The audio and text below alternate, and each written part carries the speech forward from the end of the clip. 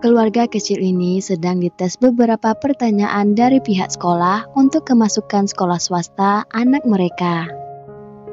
Anak ini bernama Keta. Keta berkata dia menyukai musim panas karena dia bisa bermain layang-layang bersama ayah tercinta.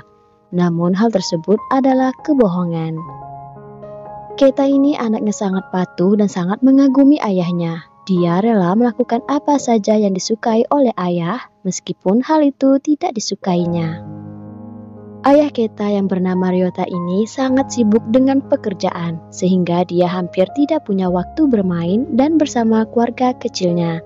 Namun Ryota ayah yang sangat peduli dengan masa depan Keta dan keluarga mereka sangat bahagia.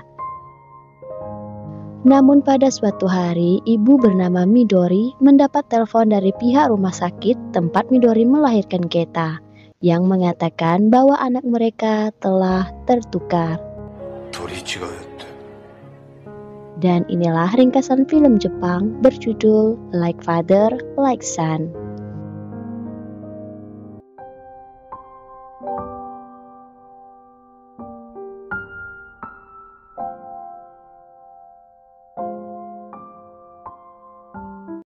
Tentu saja mendengar kenyataan itu membuat mereka bingung sekaligus takut karena mereka sangat menyayangi Keta.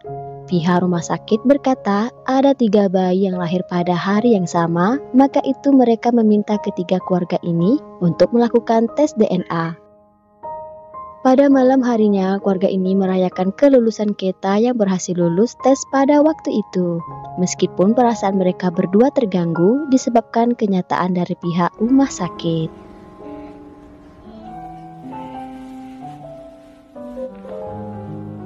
Setelah dilakukan tes DNA, apa yang ditakutkan mereka semua benar terjadi. Darah Keta tidak cocok dengan darah mereka berdua. Begitu juga dengan keluarga yang lain.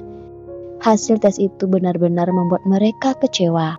Lalu Ryota berkata, dia sekarang mengerti mengapa Keta tidak mempunyai sifat seperti dirinya. Bahkan mulai menyalahkan Midori yang tidak teliti saat memilih rumah sakit. Mendengar itu, Midori yang masih sabar menjawab, rumah sakit itu atas saran dari ibu dan kakaknya, karena pada waktu itu Ryota sangat sibuk dengan pekerjaannya. Tibalah hari di mana mereka dipertemukan dengan keluarga anak kandung mereka. Tidak seperti keluarga Ryota yang datang tepat waktu, pasangan bernama Yudai dan Yukari ini datang sangat terlambat. Bukan itu saja, ketika memberikan foto kedua anak mereka, keluarga Yudai memberikan foto yang kurang jelas, berbeda dengan Ryota yang memberikan foto yang begitu jelas. Tidak enak dengan foto itu, Yudai memperlihatkan video anak kandungnya Ryota yang diberi nama Ruisei.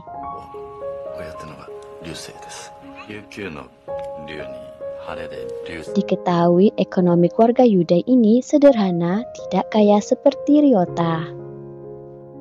Lalu pihak RS meminta agar mereka menyerahkan anak mereka masing-masing demi masa depan kedua anak itu sebelum memasuki sekolah dasar. Tentu saja kedua ibu ini sangat keberatan untuk menyerahkan secepatnya. Mereka berdua meminta waktu 6 bulan lagi, tepatnya pada bulan April.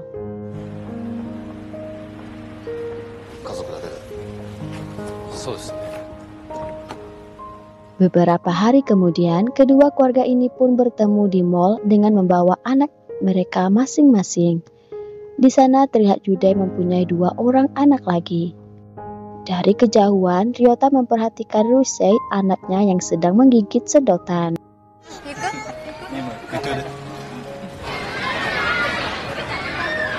Kemudian Yudai mengatakan bahwa mereka harus mendapatkan kompensasi yang banyak dari pihak RS. Namun Ryota tidak peduli dengan kompensasi, yang dia inginkan ialah mengetahui bagaimana ini bisa terjadi dan dia akan menghubungi pengacaranya untuk mengatasi semua ini.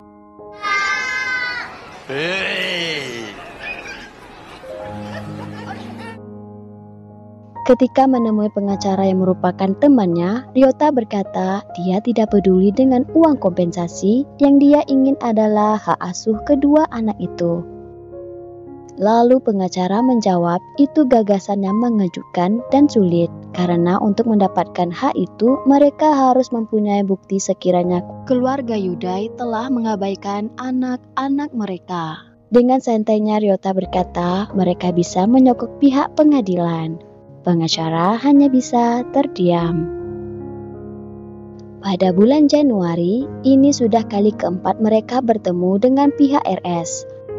Namun kedua keluarga ini masih belum bisa memutuskan apapun. Bukannya memikirkan caranya, Yudai malah bertanya tentang kompensasi yang mereka akan dapatkan. Melihat Yudai yang kurang bisa memberikan keputusan, pihak RS pun bertanya kepada Ryota. Ryota pun menjawab, mereka akan mencoba pelan-pelan dengan menukar kedua anak itu ujung minggu ini untuk penyelesaian diri.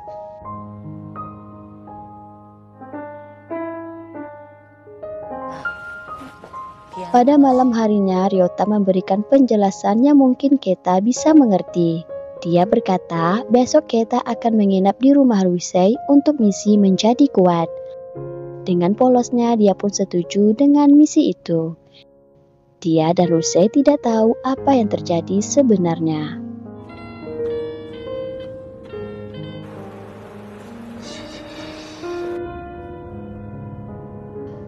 Setelah ibu dan ayahnya pergi, Keita pun mengelilingi rumah Yusei dan bertemu dengan Yudai yang sedang berada di tokonya.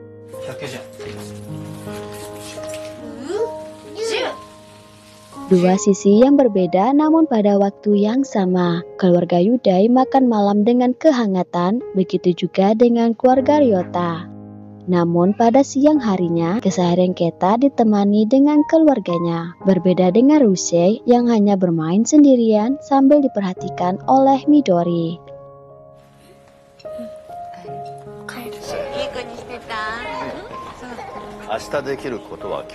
Bulan April pun tiba. Hari ini hari pertama Keita masuk ke sekolah dasar. Dia ditemani oleh ayah, ibu, nenek, dan ayah kandungnya.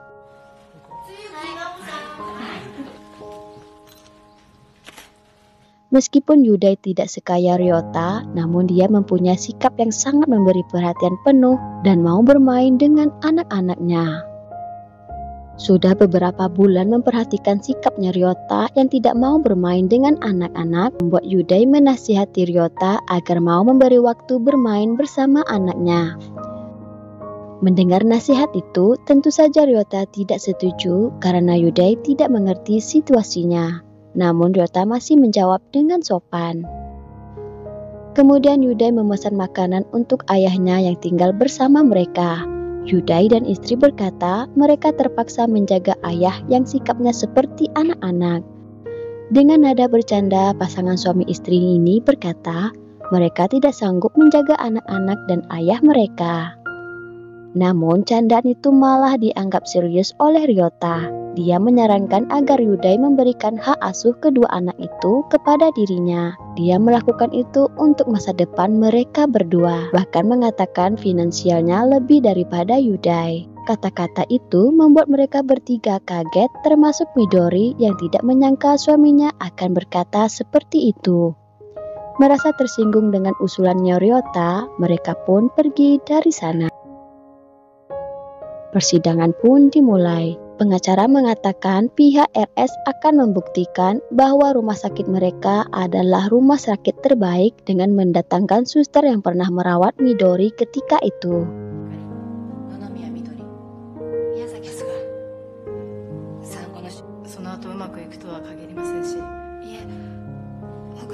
Dari hasil persidangan, kesaksian dari suster bernama Yuri ini mengejutkan semua orang yang berada di sidang. Yuri mengaku bahwa dialah yang telah menukarkan bayi Midori dengan bayinya Yukari karena merasa sangat iri dengan Midori yang mempunyai suami dan keluarga yang sangat menyayanginya, tidak seperti dirinya. Yuri melakukan itu agar semua orang merasakan apa yang dia rasakan. Namun setelah beberapa tahun ini, dia sudah merasakan kebahagiaan bersama keluarganya. Maka itu dia ingin mengakui perbuatannya sebagai bentuk penyesalan. したというか不幸なのはきちんと罪を償いたいと思うようになりました。Kedua keluarga ini sangat marah atas perbuatannya Yuri, maka itu mereka mau menuntut Yuri ke pengadilan. Tetapi sayangnya hal tersebut tidak bisa dilakukan karena kasus itu sudah melebihi 5 tahun. Keesokan malamnya, Ryota diberi bunga mawar kertas oleh Keita untuk menyambut hari ayah.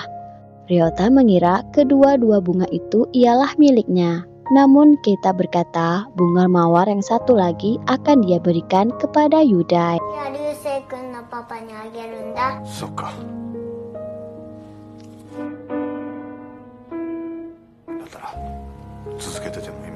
Akhir-akhir ini Midori merasa sikap Ryota seolah-olah ingin Keita ditukar secepatnya. Karena Ryota merasa Keita memang tidak memiliki bakat seperti dirinya.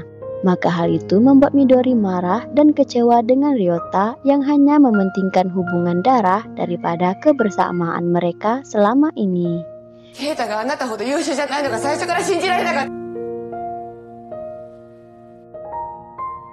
Hari pertukaran pun tiba. Terlihat Midori membereskan semua barang-barangnya Keita yang akan dibawa ke rumah orang tua kandungnya Keita. Malam ini ialah malam terakhirnya. Dia tidur bersama Keita.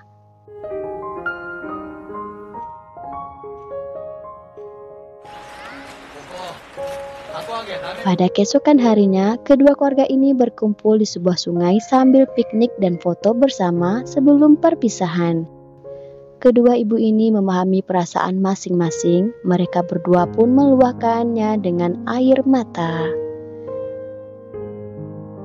Berbeda dengan kedua ayah ini, mereka lebih memendam semua kesedihan dengan berpura-pura tersenyum.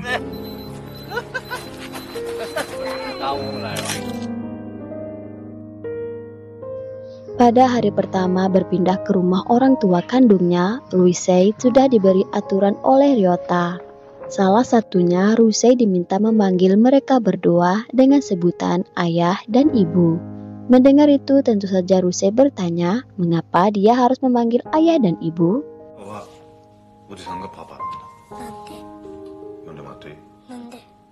Sudah beberapa kali Ryota menjelaskan, namun Ruisei tetap tidak mengerti. Di sisi lain, terlihat Keita merenung di depan pintu. Melihat anaknya itu, Yukari memahami apa yang dirasakan Keita. Dia pun mencoba menghibur Keita.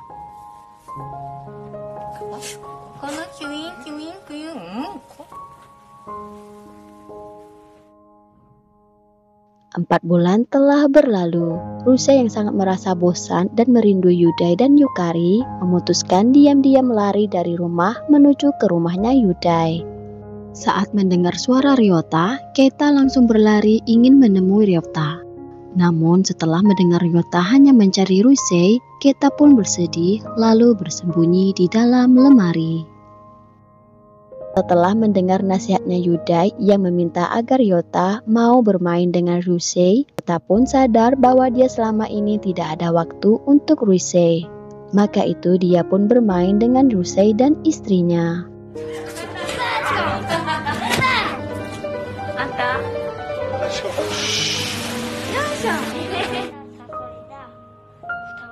Pada malamnya, mereka bertiga menikmati suasana seolah-olah di tempat perkemahan. Lalu Ryota mengatakan ada bintang jatuh dan meminta Ruisei segera membuat permohonan. Karena penasaran apa yang diminta anaknya, Midori pun bertanya. Dengan nada yang sedih, Ruisei menjawab dia ingin kembali kepada ayah dan ibunya.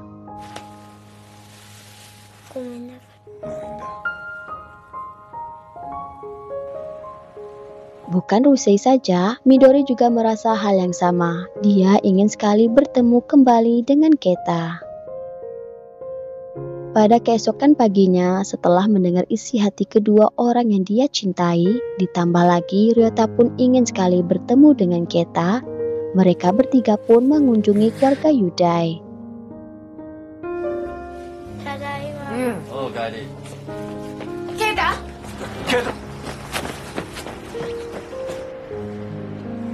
Di sepanjang perjalanan, Ryota terus-terusan meminta maaf karena telah menjadi ayah yang buruk bagi Keita selama 6 tahun ini, serta mengatakan bahwa dirinya tetap menjadi ayahnya Keita meskipun dia bukan ayah kandungnya, dan mengatakan bahwa misi yang Keita jalani sudah selesai. Film diakhiri dengan kedekatan dan kebahagiaan kedua keluarga ini.